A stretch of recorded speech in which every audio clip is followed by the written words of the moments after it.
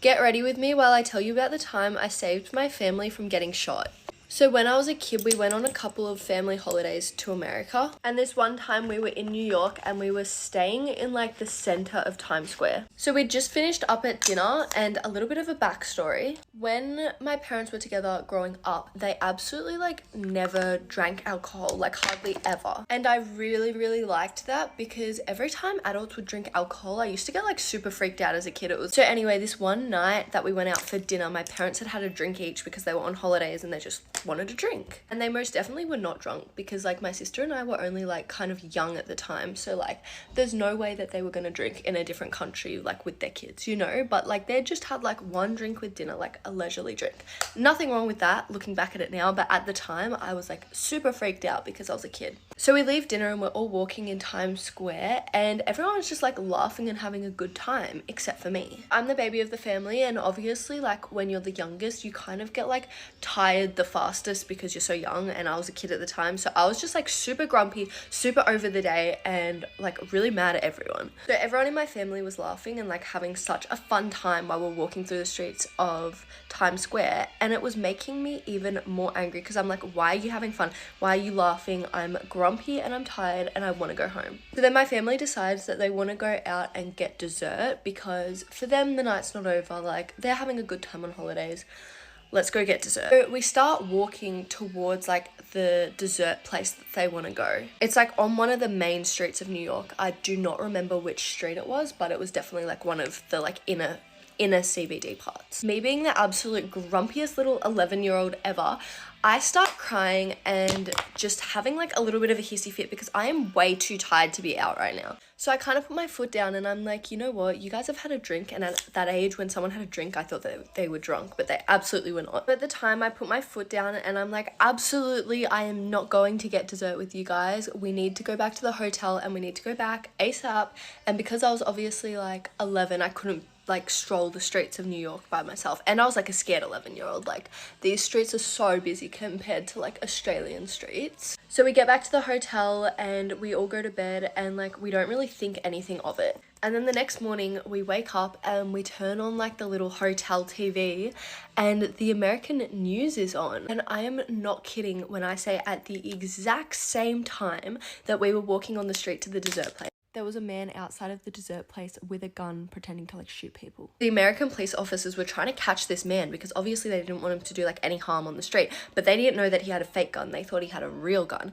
So they like do this thing where they shoot first, ask questions second. So they were trying to shoot this man, but they kept missing. So they ended up shooting, I think it was 2 or 3 innocent women that were walking on this street at the exact same time. But it wasn't just like, oh my gosh, one got shot in the foot, whatever. Like it was like places that were like pretty bad. Like one of them got shot like near the heart, and then the other one got shot in the kneecap, I remember, and I don't remember if there was anyone else, but they were in critical condition in the hospital. They ended up catching the man, and they realized that he actually had a fake gun, so he never had a real gun to start with. But in saying that, his intention was to scare people, so like he was definitely a bad person. So 30 seconds before this incident happened, my family were at the start of the street and we were about to walk down to this dessert place, which is where the shooting happened, like straight out the front of it. But because I was grumpy, I made us turn around and go back to the hotel. So I saved my family from getting shot. And now I always trust my instinct. If I want to go home, I want to go home. Y'all, did I tell you about the story about me getting left at prom? Like literally my date leaving me? I literally just remembered this as I was getting ready for bed, and so I wanted to share the story. This wasn't my prom. I actually got asked to go to this prom by this boy. And the reason why I got asked to this prom is going to give you all the information you need. His girlfriend had dumped him the night before prom, and he needed a date. Well, it wasn't prom, it was junior senior. Private schools had this thing called junior senior. I don't know if they weren't like allowed to have prom, but like it was basically prom. Like you had dinner and it was a dance. My best friend went to the school that he went to where the prom was, and it was her senior prom. I was a junior. He's like, Lauren, you have to go to this prom. Like we can spend my senior prom together. So he texted me asking me to go to prom, and I was like, sure. And then I realized I didn't have a dress. So I had to drive to David's Bridal, find some sort of like hocus pocus Becky Homeki dress and wear it the very next night. So we decided to do pictures together. Do you see that fuzz? and we're taking pictures like as like couples do. My best friend with her boyfriend and me with this random man. I had met the man before, actually, done a theater production together. I mean, am I just like infested with fluff? We take the pictures and he asks me to ride in his truck to prom, and I'm like, no sir, it's not what I signed up for. How it went was you had like a senior lead out. I don't know if this is how it is at every prom. You had a senior lead out, and so he didn't want to like be the only one without a date for like his senior lead out. So instead I rode in the car with my friend and her boyfriend to prom. It was like 30 minutes away. We got there, it was the lead out, so we took more pictures, I walked with him, and then it was the dinner portion. Literally the dinner portion is exactly what you would expect. Like you just sit there, you eat, you talk like amongst your table. We were sat with my friend, so it wasn't like weird. This guy kept saying things to me that was making me very uncomfortable, like just like insinuating things, and I just wasn't gonna do that. He just kept like telling me things and asking me things, just like kept pressing. So we reached the end of the dinner where it is now turning into the dance. I know I just did that story time on a strict school. This was another one of those very strict private schools that he was affiliated with. So we got up going to dance, and he looks at me and he says, I've tried my hardest to get to know you and to get along with you, but I can't do it anymore. I'm leaving you. In front of everyone. Everyone knew what just happened. It was like a scene from a movie. He gets up and walks out the door. Walks out the door, just leaves. I'm sitting there. Everyone just heard and saw what went down because everyone just got finished eating. Like we're just about to start playing the music, getting ready to dance. And I just feel all these eyes on me. I don't know anyone except my best friend, and I just start bawling. I'm like, I cannot believe that just happened. And it wasn't even like I was sad. It was more so like just embarrassed and like, oh, the heck did that just happen? The principal of the school was there at the prom. He ended up coming up to me, apologizing on this man's behalf, or boy's behalf. My date never came back. His mother did tell him to call me. I only know this because he did call me and leave a voicemail saying that he only called me because his mom was making him and that he needed to drop off flowers for me. I said no. The boat has sailed. Bye. So instead of just like wasting all of the pictures of like the prom, I actually had like a weird obsession with Ansel Elgort at the time. So I photoshopped a photo of Ansel Elgort and posted it on my Instagram. I found the picture. You are not ready. Yeah, that was me during prom with Ansel Elgort. A girl rolled her eyes at me when she saw that I was wearing the same dress as her at the TikTok Awards. So I was wearing this black sparkly dress from Showpo, and I loved this dress. It was beautiful. Before the awards had started, everyone was just like chatting around, mingling with people, and I went to go walk past this girl who was wearing the same dress as me, and I was like, oh my gosh, it's so cute, it's so funny, you know? So as I walked past her, I like tapped her on the shoulder, and I was like, love it. Pointing out the fact that we were wearing the same dress and that like I loved how she looked. She's like this. And then like turns to her friend and gives her friend like this like look. And I was like, I was so embarrassed. I was like, oh my gosh, like I'm just out here trying to be friendly and nice and tell you look cute and like we're matching. That's so cute. But I don't think she appreciated it, to be honest. It's fine. I just tried to be nice, but it's fine. Maybe she thought I meant it negatively. I don't know. This big... Also, you may be wondering why I have this massive pile of packages. That's all the packages that I missed when I was away for 3 weeks. I just took a photo of it because it just looks so funny. Also, I quit that summer job that was only giving me 3 hours, by the way. I'm actually gonna go back to work at another job that I've already worked at before. Guys, I actually cannot believe that last week happened. I actually can't believe it. I can't stop looking at all the photos and videos that I took. I can't believe it. This app got me to go to Sydney. I know I've talked about it so much. Well, I feel like I've talked about it a lot. Maybe on my Instagram, mostly. I flew to Australia. I started TikTok in 2019. I just can't believe it's got me this far. I'm just so grateful. I can't even believe it. I just can't believe it. I promise I'll eventually stop freaking out over that trip, but it was my first brand trip. And if I never get another brand trip ever again, that's okay because it was just like such a phenomenal trip and I got to do it with a brand that I love so much. I'm so grateful. Holy moly, I put way too much blush on. Why do I do this? I always do this. Also, I did tan a tiny little bit in Sydney. See this little brown shoulder compared to my chest? I fell in love with Australia when I went over there. I want to move there right now. If I could move there right now, I would. Basically, I have to wait until Andre is done with mid school, and then see ya. I have to live there. I just have to live there. It's a classic whenever people go away on holiday. They're like, oh my gosh, I can live here. It's so amazing. But it's like, do you? Or are you just on holiday and you love the holiday? But I was genuinely like, I want to go to the supermarkets here. I want to live in the heat. There's so much more than there is in Dunedin, New Zealand. So in 5 years, hopefully, I will be in Australia. Also, Ardell Professional sent me some brow glue, and along with it, they got me this freaking little light mirror. And you can like zoom up too. And it's so sick. It's actually so awesome. This is like something I really needed. I'm yet to review the brow glue itself, but frick, this mirror is sick. So thank you so much, Ardell. It's crazy. Also, I hit 2,000 followers on Instagram, which is awesome. So exciting. I've been at 1,000 for like 5 years, I swear. But anyway, I'm gonna go do my hair now. Bye.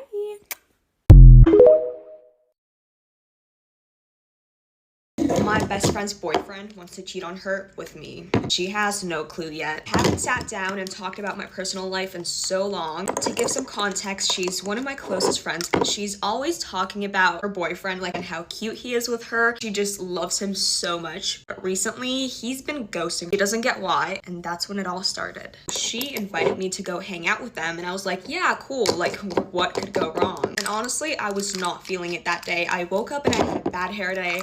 Like, I was not slaying. Completely gave up trying. I kind of just wanted to like lay down and binge watch Gossip Girls or whatever. But I got myself together because she was like, please just come, it's gonna be so fun. Also using this skin tint Hourglass sent me, but she's done a lot of things for me and she's been to places I dragged her to. So I went. We were having a great time till she went to go get a snack. That's when he came up to me. Weird things started happening. I was not expecting that. That like caught me off guard. Comes to me and says that he's like super into me and starts flirting, basically like so close to me, and he's like, she doesn't have to know. He's like, we can make this work, you know, it's not a big deal. The worst part is that she's like right there and she's getting a snack. She's gonna come back any second now. I was like, well, shit. I was just in complete shock, but I would never, like, even if he was Timothy Chalamet, I would not. I can't do that. Like, she is gorgeous inside and out, and she deserves someone so much better, someone who only loves and thinks about her. I'm getting ready for class, and as much as it hurts, I'm gonna tell her today I care about her. Okay, eyes done. I'll keep you guys updated if you want. Just hope she doesn't think it's my fault. I'm gonna use this Jora lip gloss they sent me. Oh, I love it. So here I go. So when I was in high school, I was friends with this girl. For story's sake, we'll call her Hannah. So it was like near the end of our senior year. I had gone and driven to Hannah's house, and it was just me and her. We were just hanging out, whatevs. And she starts talking about how she wants to go to this party that these kids at our school were throwing. This location was called The Barn, and it was a literal barn that this kid would throw parties at, right?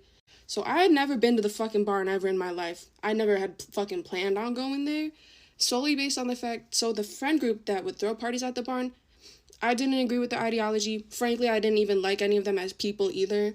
So I was like, fuck no, I'm not fucking taking my ass there. But she wanted to get her ass in there so bad just so she could talk to her ex-boyfriend that she has been on again, off again for how many goddamn years.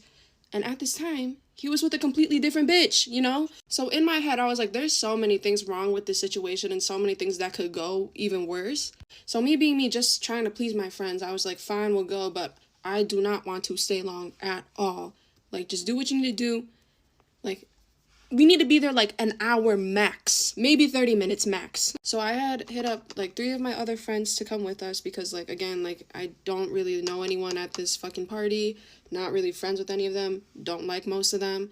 So yeah, they come with us, they pick us up, we arrive at the fucking barn, and the first thing we see is this kid fucking walks out of the barn and comes up to us and starts critiquing what my friends are wearing. Like, what the fuck is this? Are you a goddamn bouncer? And he's like talking to my friend like, I don't like the shoes you got on. Like, bitch, get the fuck back where the fuck you were. Do you, like, ugh. And immediately I was like, oh my god, I literally want to go home. But we press forward. So then my other 3 friends start talking about how they want to leave after like 30 minutes, maybe an hour passes. They're like, they want to leave. People here are fucking weird. They're giving them a hard time. They don't like them. And they just want to go home. And I was like, bitch, fuck yeah, like, I want to fucking leave, you know? So I'm talking to Hannah, like, all of us are talking to Hannah. We're like, okay, like, I think that was enough. Like, we should go. Hannah didn't get a chance to talk to her boy yet, so she didn't want to leave, obviously. She started asking me, like, do you think we can just find another ride and you can stay with me and they can go? And I was like, me being people pleasy again, I was like, sure, like, we'll just find a different ride. And then I told my other 3 friends, like, okay, it's fine, you can go, and we'll figure it out, you know? Which I don't know why the fuck I did that, because we weren't friends with anyone there. No one was gonna fucking take us home. So the night very unfortunately goes on, and then she ends up talking to her boy, and I'm like, fucking finally, now we can almost be fucking done, you know? So, like, they leave me to go talk. I'm like, whatevs, private conversation, don't really care. But I'm by myself, so don't know anyone, by myself. So at this point, they were gone for a while, and I was like, fuck, I'm literally so over this. Like, how long is this gonna fucking take?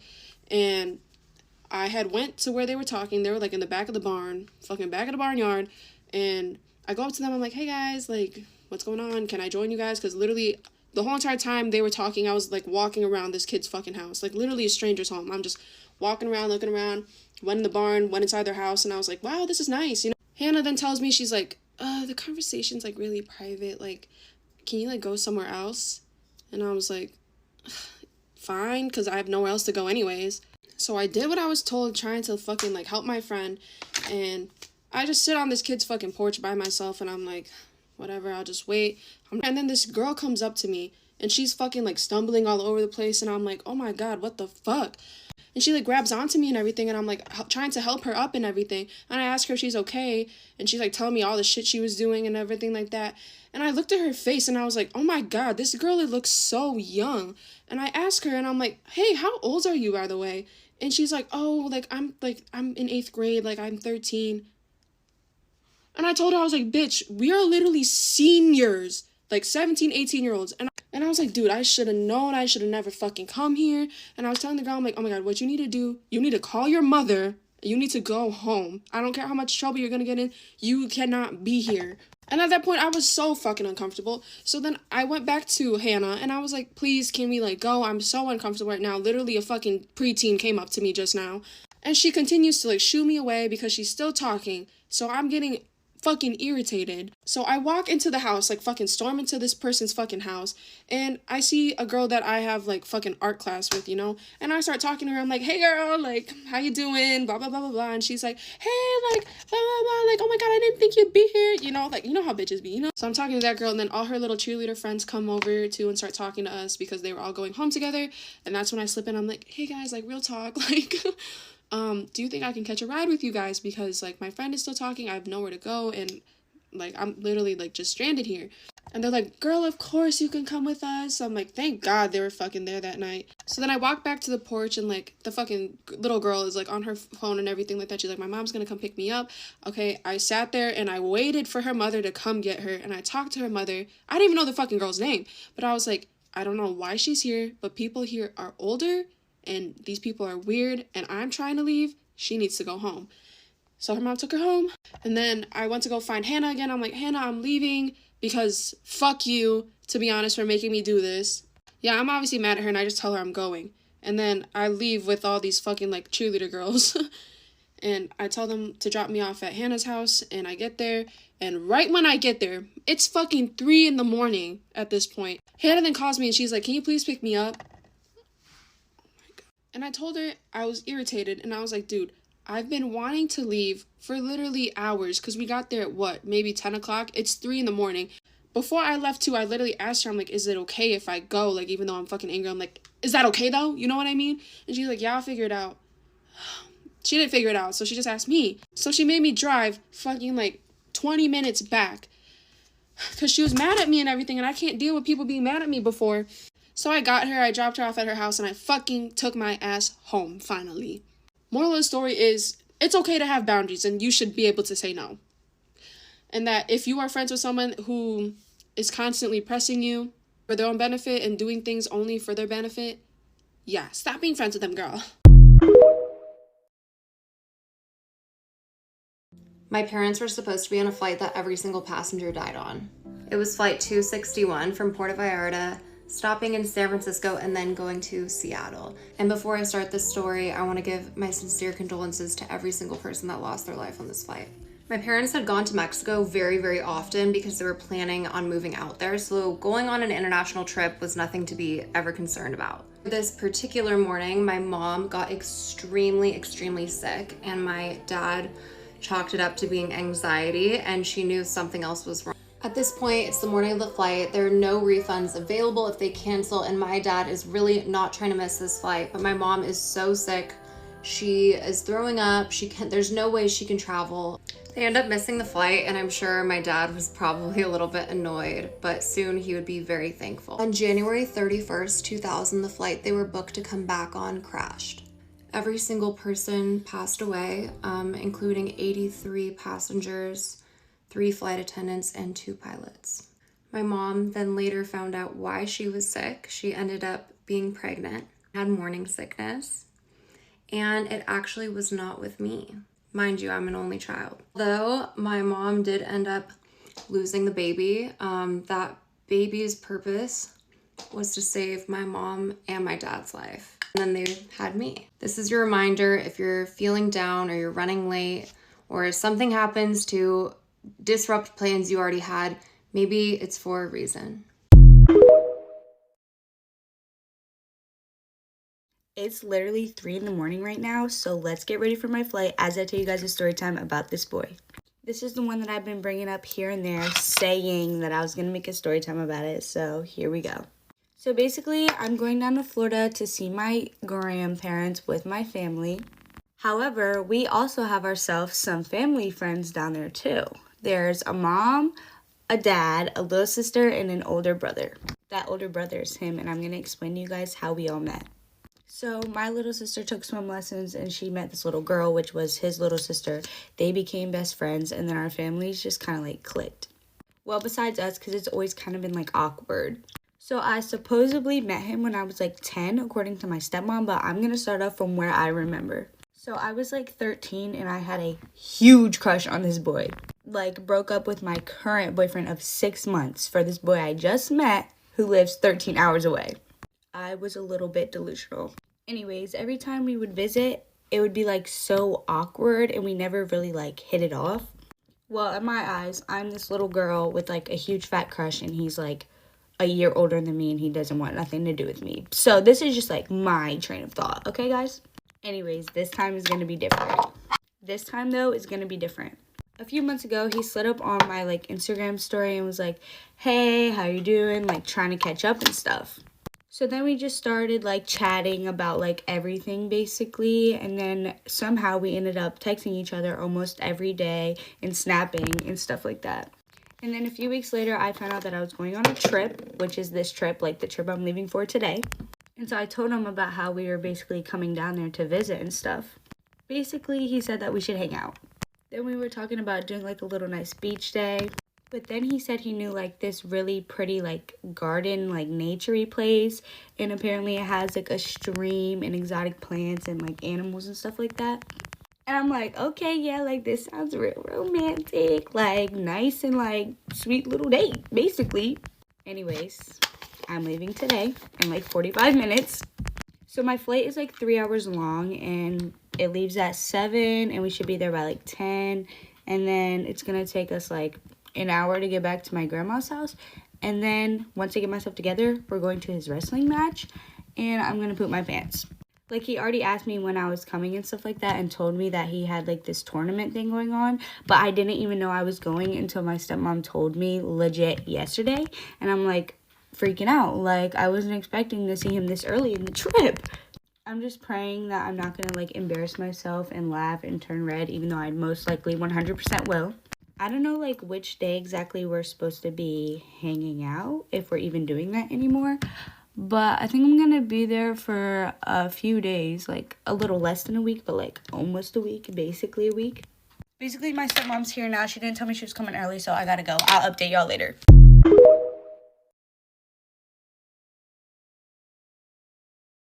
These are all the things my best friend of 13 years did to me that made me cut her the fuck off. Also, this is your sign to stop keeping shitty people in your life just because you've known them a long time and you go way back. Because going way back means nothing if they treat you like fucking garbage. So number one, if I liked or showed interest or even got the slightest bit of joy out of something in this world, she had to fucking hate it. And I don't mean just hate it. She had to despise it. She loved to just go on and on about how terrible she thought the things I liked were every single time that we hung out. It was so fucking weird. It wasn't like dislike, like it was passionate hate. And I swear she would like half these things until I liked it and then she had to hate it. Another thing she would do is intentionally like reach and go out of her way to make me feel unimportant, not good enough, like etc., ugly, whatever the case scenario was, not interesting enough. Like she would just gas the living shit out of everyone around us, like all of our other friends, but make sure she never